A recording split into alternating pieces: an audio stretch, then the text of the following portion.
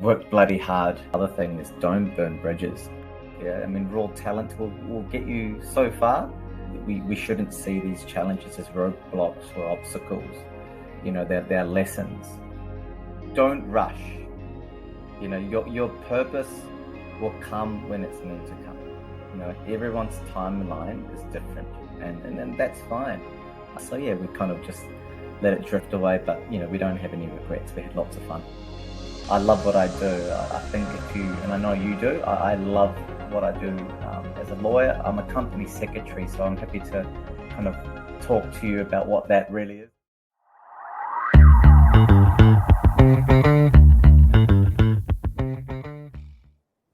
On my first episode, I had interviewed Zoheb Razvi from Wellington, New Zealand. Today, I have the privilege of interviewing his younger brother, Zoheb Razvi, who is a global award-winning personality. I'm very excited to have this conversation with him. Assalamu alaikum, Zoheb Bhai, and thank you for taking the time to talk to me about your life experiences and your journey. Walaikum salam, Shafiq, and thank you for having me. And yeah, really looking forward to having a little chat. Yes. Now, Zoheb Bhai, can you let's start by you telling us a little bit about what you're doing and a little bit about yourself, please. Yeah, sure. Like, alhamdulillah, I've been very blessed, you know, since day one. I grew up, as you know, in a little country called New Zealand, a city, Wellington, which is the capital. Absolutely wonderful country, beautiful people. And as I said, a very blessed education. I went to a great school. And, you know, most importantly, I had, you know, amazing parents who you've met. And they drilled into my brother and I, you know, the things that really matter in life. And that is, you know, hard work, that gratitude, being humble, and, you know, and giving back. So, you know, those values, as you know, because I know you lived by those, mum and dad lived by that every single day. And I think, you know, they wanted the best out of us. They gave us the best education and best start in life. So I'm very grateful for that. And as a father now, you know, I've got 2 young kids. I'm trying to pass on all those values that my parents instilled in me when I was young. So I'm having a good time doing that. In terms of my career, very different, as you know, to the rest of my family. In fact, extended family. I have a lot of members of my family across, you know, the world that are in the health profession, whether they are doctors, whether they are dentists, physios, as my brother is. So I took obviously a different road. I was passionate to be a lawyer. I loved to talk when I was young. That's probably why. So I studied law. I studied law and commerce at the University of Otago, which is in the southern part of New Zealand. So I did my undergrad there, and then I did my master's in law at Monash University, which is in Melbourne, before, you know, obviously entering into the workforce. And, you know, I've kind of been a lawyer now for, I would say close to 20 years. And it's kind of ranged between corporate law and sports law. So I live in Sydney at the moment. I've been there for quite a long time. I've got a beautiful wife and two young kids, 11 and 7. And, you know, as I said, you know, I'm very blessed. Yes. When you said what you said, one of the reasons you became a lawyer is because you like to talk. Was that the only reason? No, it wasn't really. Actually, you know what? To be honest, there was a movie that I watched when I was young, and it was called A Time to Kill. And it's based on a John Grisham book. Yeah.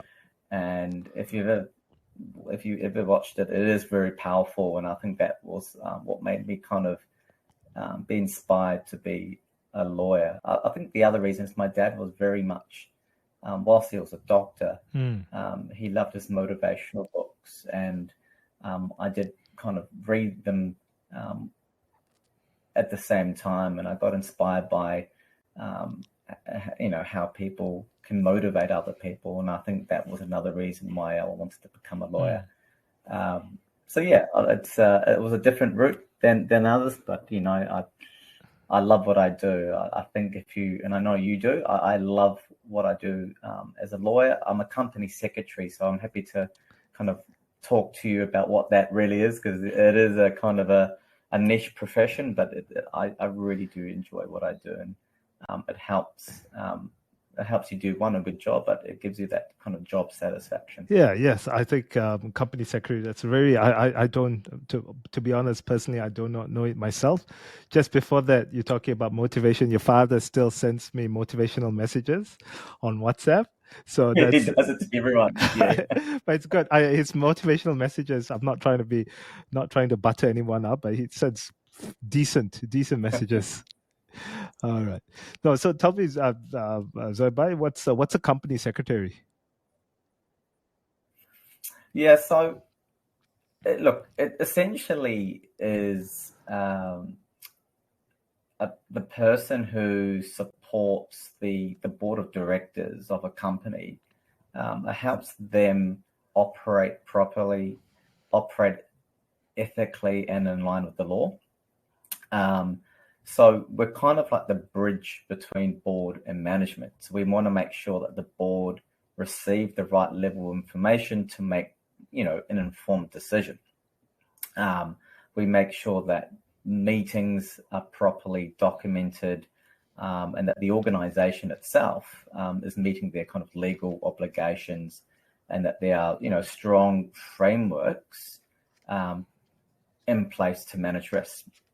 And if I look at what you do as a doctor, your role is to maintain patient safety, right?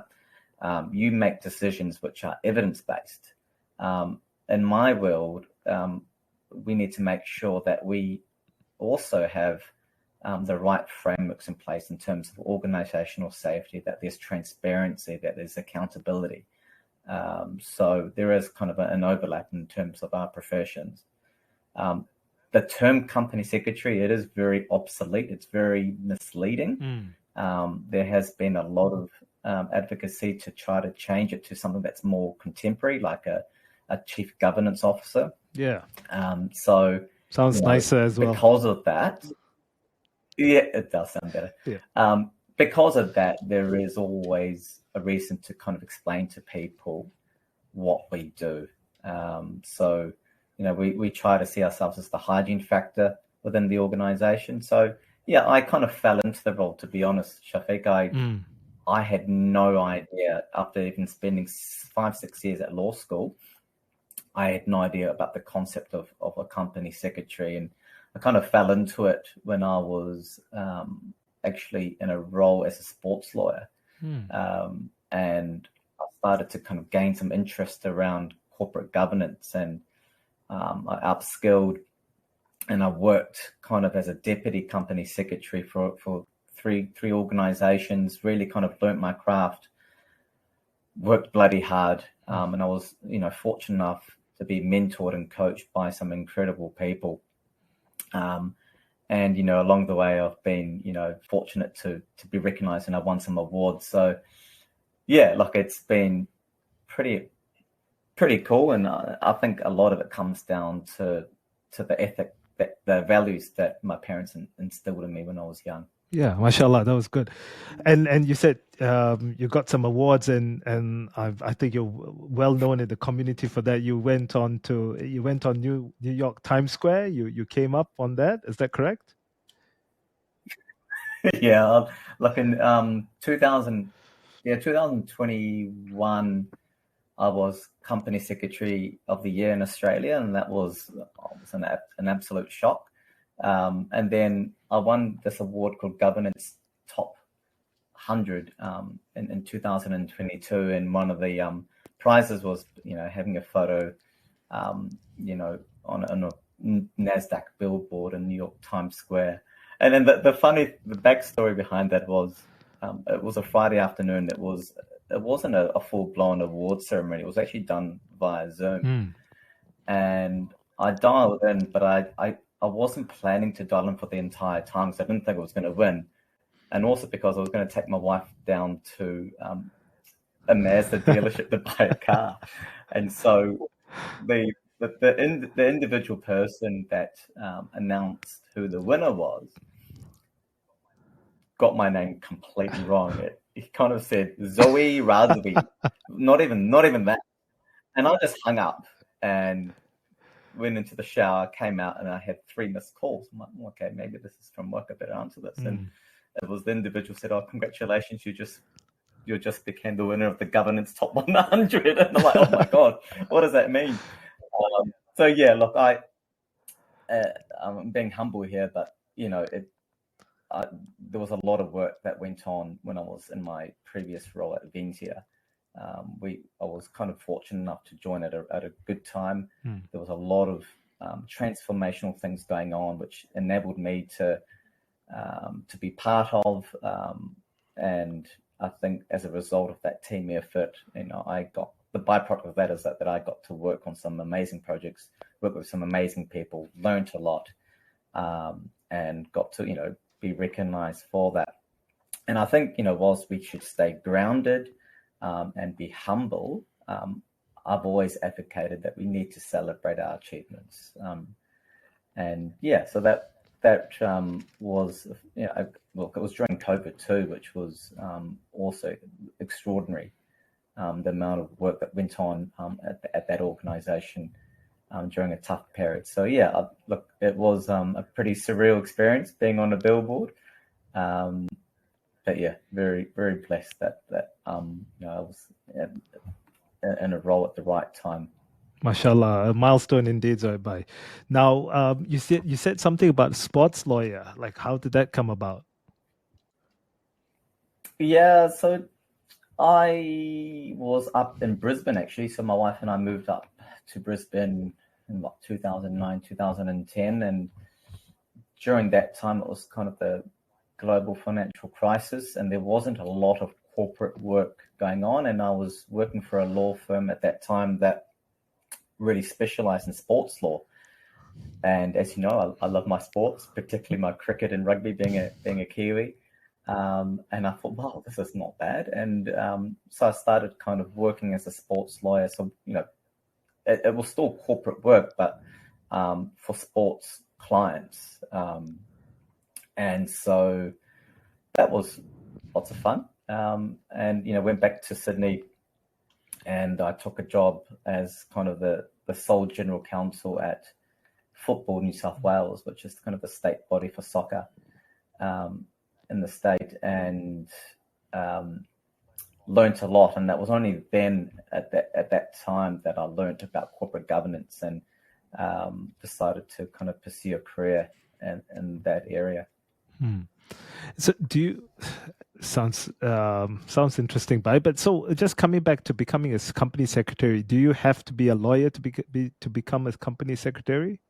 No, that's a really good question, Shafiq. Yeah. No, you don't. Yeah. And I don't have any data in front of me, but I would say that there's a good mix of company secretaries that are lawyers like myself that continue to hold a practicing certificate and give advice to the company that they work with, particularly the board of directors.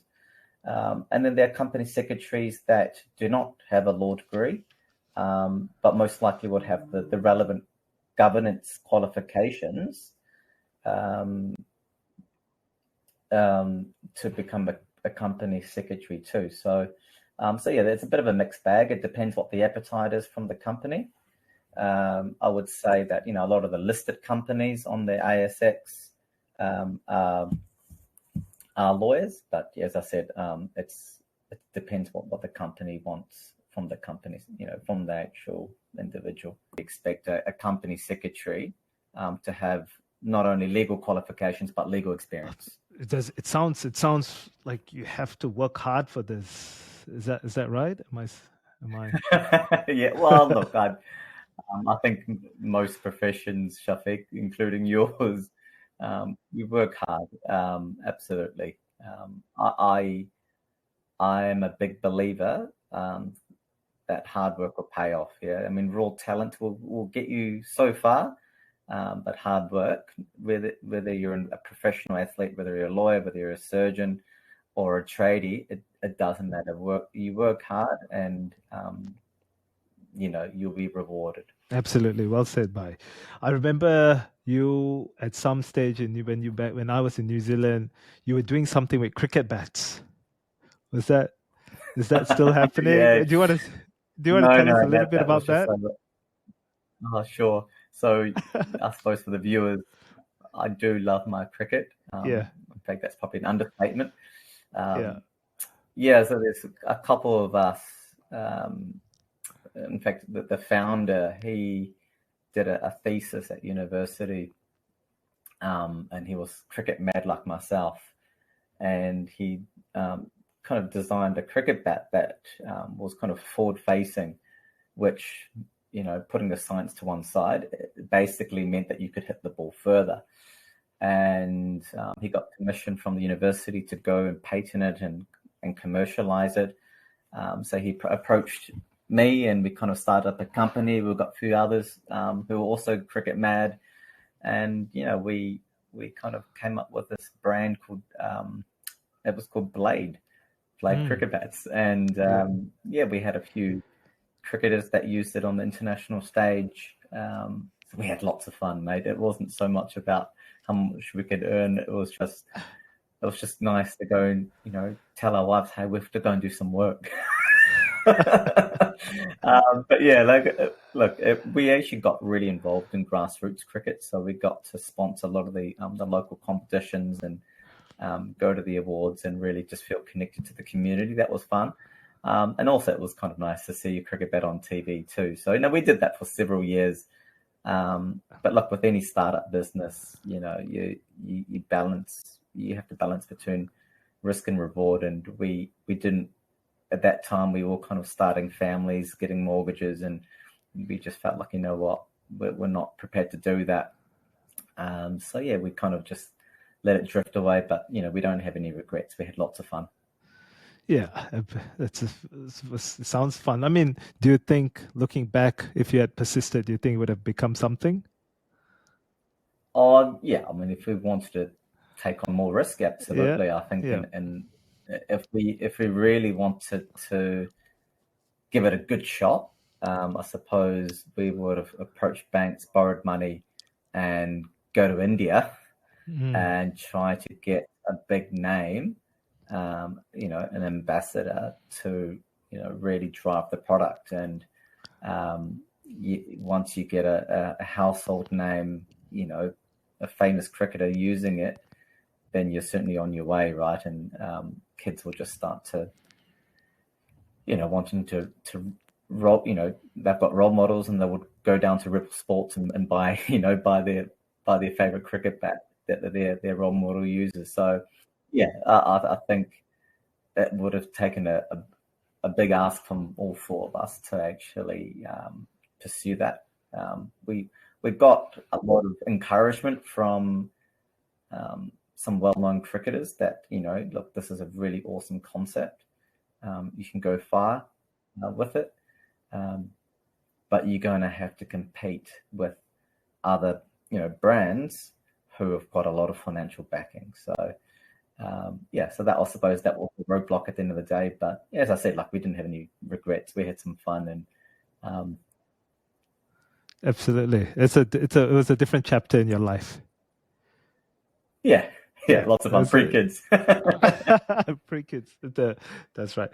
Now, by just coming back to your role, current role, what sort of challenges do you face? What you're doing right now?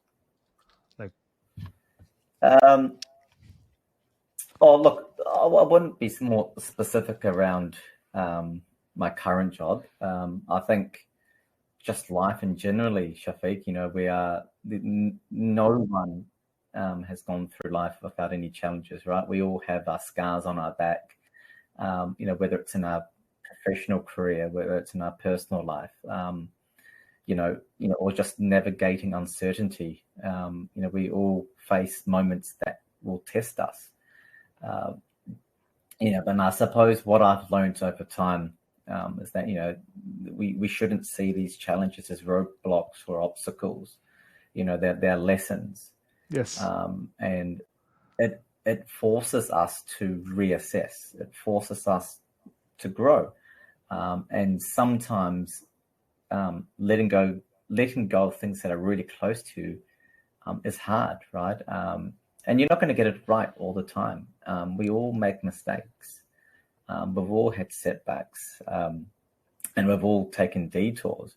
It took me, some time to actually work out what I really enjoy, in terms of my work. I was practicing as a lawyer at a law firm, at a number of law firms, and I didn't really feel satisfied. So things take time, and it's just about being patient. Every time I've gone through these obstacles, it has taught me, something important. And so my mindset now is, make these challenges, count. If you're going through a difficult time in your life, don't waste that experience. You take the learning, do the self-reflection, and I'm sure you'll come, better off on the other side. And that's what our faith teaches us, right? And Allah doesn't want us to. Allah doesn't want to burden us with more than we can bear, and so that every test is for our benefit. If we respond with patience, with sincerity and trust. And I think the most important lesson is with any challenge in life is staying true to yourself. Making adjustments, of course, as you go through those, but continue to learn, but don't compromise on your character. Be humble, be kind. And I think the other thing is don't burn bridges. And it's, I was just thinking about this the other day, like there are a number of roles that I've landed in my career that it's because of knowing other people and keeping in touch with other people. And that concept of don't burn bridges is so true. In fact, my current role that I have was because I worked with someone who ended up in this current role, and they were looking for a company secretary, and they said, "Oh, I know Zoheb. He's fantastic. Give him a call." And that's where we ended up. And it's just so true. So I think, as much as I talk about success is great and recognition is great, at the end of the day, it's what really counts is the kind of person you are when you go through this process. And if you can walk away with integrity, if you can walk away with compassion, you have a soft heart, that, in my view, is the real success, as opposed to what the outcome is. Absolutely, Bhai. Well said. I 100% totally agree with that. And like you said, you have to learn from your failures.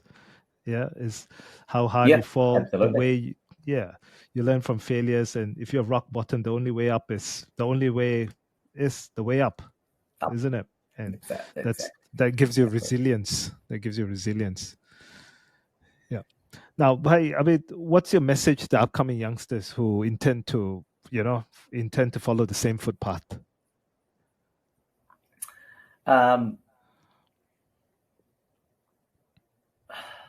Look, I think taking responsibility, I think that's one thing. Really be accountable for your actions, even if it feels really uncomfortable. Take ownership of it. I think the other thing is, there's no harm in doing self-reflection. You do it deeply and honestly, and be true to yourself. And I think be brave enough to reset and make adjustments to your personal life, because it's not just a straight path, right? You're going to go sometimes sideways, sometimes you go backwards, and well, the other thing obviously is, try to think, rather than saying to yourself, why is this happening to me? Ask yourself, what is this trying to teach me? And if you change that mindset, is around a shifter. That shift alone turns failure into growth.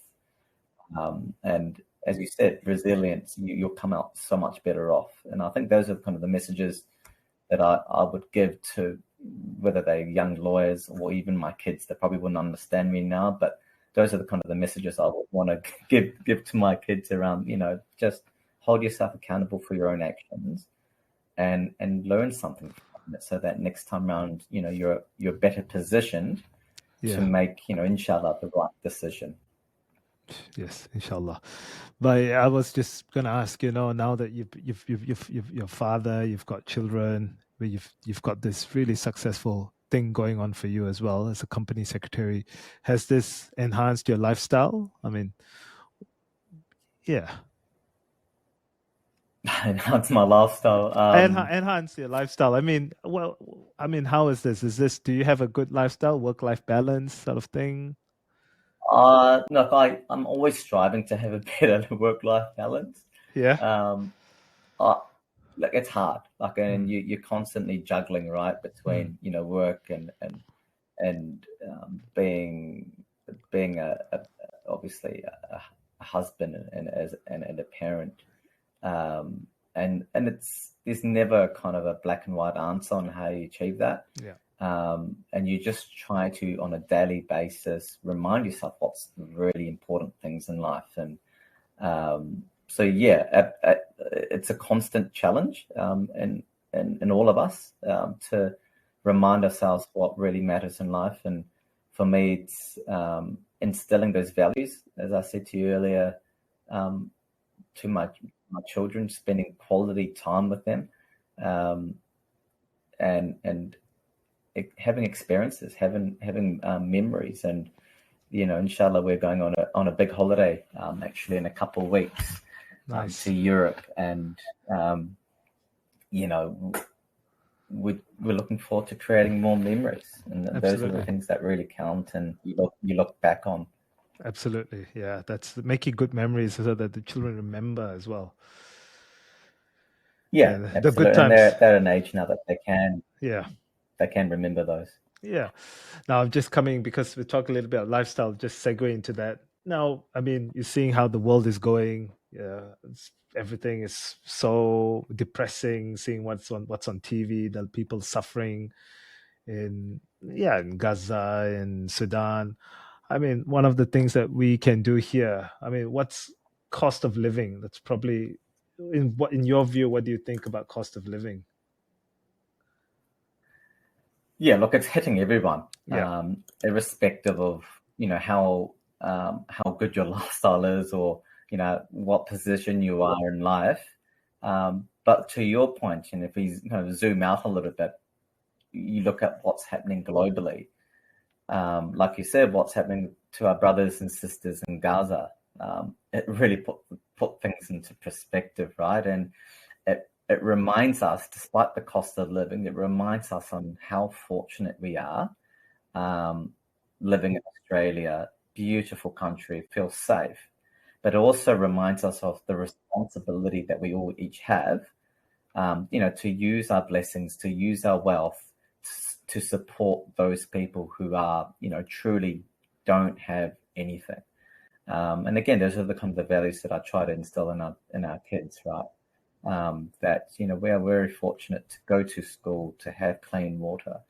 But I think at a micro level, in terms of cost of living, it's trying to reset and be deliberate about our spending habits, right? So not just buying something because we can, but because we actually need it. Teaching our kids around, that the value of effort, that, not just entitlement, showing that money has, purpose beyond consumption, and, focusing on long-term stability rather than, short-term luxury, and creating memories that may not necessarily mean that you're spending much money. So I think all of that is important, and it's also a reminder that, those who are wealthy, those who have access to those kinds of resources, we all have responsibilities. And I'm a big advocate for donating, for volunteering, to raising awareness, making dua. We all have a role to play. And I thank my wife a lot for instilling that and reminding me of that responsibility every single day. because at the end of the day, it does come back to purpose, right? Allah doesn't just give us blessings just to, spend money on ourselves. We're meant to be a source of relief for others who are in need. Yes, we do need to be smarter about money. So it's important that we stay, conscious, we stay generous, and, we are contributing something bigger than just ourselves. Correct. I mean, that's the reason Allah's everything, the wealth comes from Allah subhanahu wa ta'ala. The risk, you have to spend it in a righteous way, because whatever you like, Absolutely. You said, donation, if you donate in the name of Allah, it's not depleting your wealth, and it's meant to increase your wealth, inshallah. Yeah. Interesting, Bhai. Absolutely.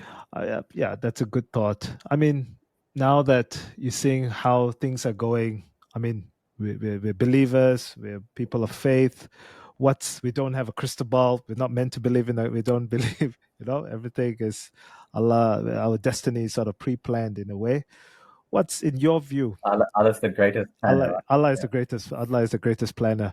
But in your view, what's a decade like? 5 to 10 years. In your view, how society, or even in your field, what's it going to look like? Yeah, it's a really good question. Yeah. Because actually today I went to an AI session. Yes. With a number of my colleagues.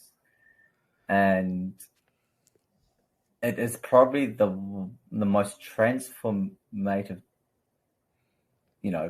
decades in our profession. AI and data is really changing and reshaping our profession. It's certainly changing my role every single day. And that's really exciting, a bit nerve-wracking, but, it's exciting, but also comes with a responsibility. Actually, I was at a wedding last week, which your parents were. My in-laws. In-laws were my there. In-laws, yeah. You didn't turn up. Thank you. But I had a couple of law students actually on the table, and when I told them I was a lawyer, they came and sat next to me, and we had a good chat. And I said to them, absolutely, you need to embrace AI, right?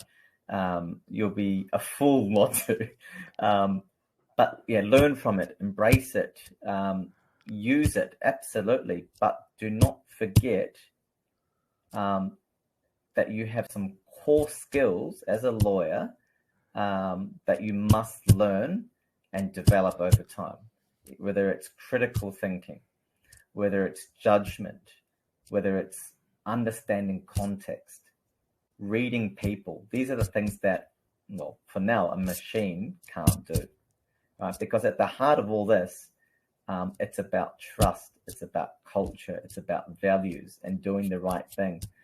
AI is effectively the tool. It's the people who set the tone. And so, I kind of reflect back to when I was in law school, and I worked really hard. You pull all your all-nighters, and you're learning the craft. And even when you start off as a graduate lawyer, right, it's like you're as an intern, right? You just want to be a sponge. You just want to learn from the senior doctors around you, or your senior coaches around you, or your senior lawyers around you. And you just want to learn. And the risk now is, oh, no, AI is going to do that, so I don't really need to learn. And, I think that that's dangerous.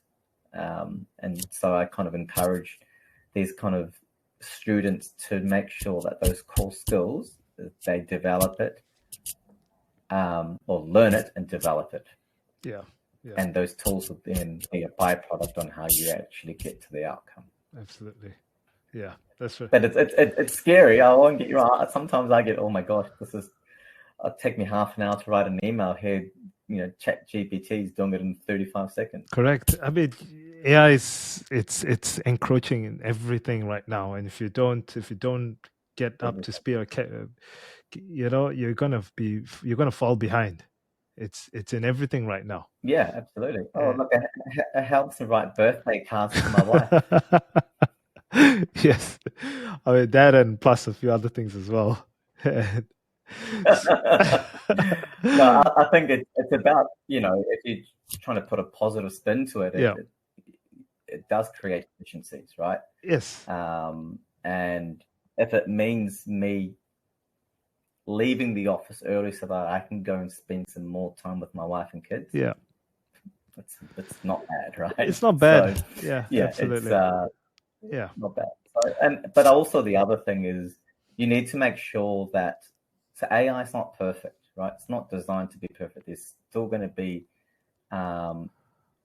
it's going to not always produce 100% correctness. So you need to make sure that you're not just creating something through this product or through AI and just going, my work's done and send it. You need to actually do some work and making sure that it is accurate, right? Yeah.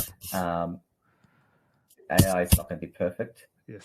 Humans are not perfect. So we need to make sure that we manage those expectations. True. But I'm afraid sometimes, that the obvious thing, the AI is going to take over jobs. Yes, it improves the efficiency, but I feel sometimes even I have to use AI, but for sometimes writing notes, but it makes you feel a little bit dumber, makes you become dumber. I mean, my view. Yeah, I know. Yeah. Anyway, I think the second last question, so bye. What would you have told yourself when you were in high school? If you had the chance to go back in time, what would you have told yourself? Don't play as much cricket. Look, I think don't rush. Your purpose will come when it's meant to come. Everyone's timeline is different, and that's fine. I've got a lot of friends who took different career paths to get to where they want, and I'm one of them. Work hard. I probably didn't work as hard as I could have during high school. I probably started to really buckle down and study hard when I was at university. And as I said to you before, hard work will take you further than raw talent ever will. So those are two things that are important, along with values. Your values are your biggest asset. Success for me means absolutely nothing if you're going to compromise on how you get there. And, I'm sure when you were living in New Zealand, you followed the All Blacks. And the All Blacks had a no dickheads policy, right? Yeah. That same mantra is, in most organizations in Australia, a no dickheads policy. And I certainly don't want to associate with someone who's like that, no matter how successful they are. And I think the last thing is, back yourself. Stay humble, but back yourself. And confidence doesn't mean being arrogant, and I think growing up, most New Zealanders are not in that sphere of being arrogant and cocky. So I think you need to make sure that you have that grounding, you have those values, but back yourself, be confident. And I think an example of that was after kind of practicing for a couple of years in New Zealand as a lawyer, I was really eager to move to Australia just to be exposed to a bigger market, bigger opportunities. And so I decided to move to Australia without a job. And, that was a really risky move to make. But, I backed myself. I was confident that, I've got the qualifications, I've got a little bit of experience. I'm going to go and just give it a shot, because what's the worst that can happen? I have to come back to New Zealand, which is not a bad proposition. So, I backed myself and I was confident. And I think confidence goes a long way as long as it's measured confidence. And you still got those values, you're still working hard. I think that was probably, I wish I had known that when I had listened more to my parents probably when I was in high school, rather than spending a lot of time playing cricket. Fantastic advice. Fantastic. Well said. But is there anything that I've missed that you wanted to talk about? No, it's enough about me, mate. I've thoroughly enjoyed talking to you, brother. Thank you very much. You've been as far as away in Newcastle. So, yeah. No, it's been an absolute privilege talking to you. Thank you. Thank you very much, Zoheb. like I said, I was very excited to talk to you, and you lived up to it. And thank you very much. No problems. Thank you. Wa alaikum salam wa rahmatullah.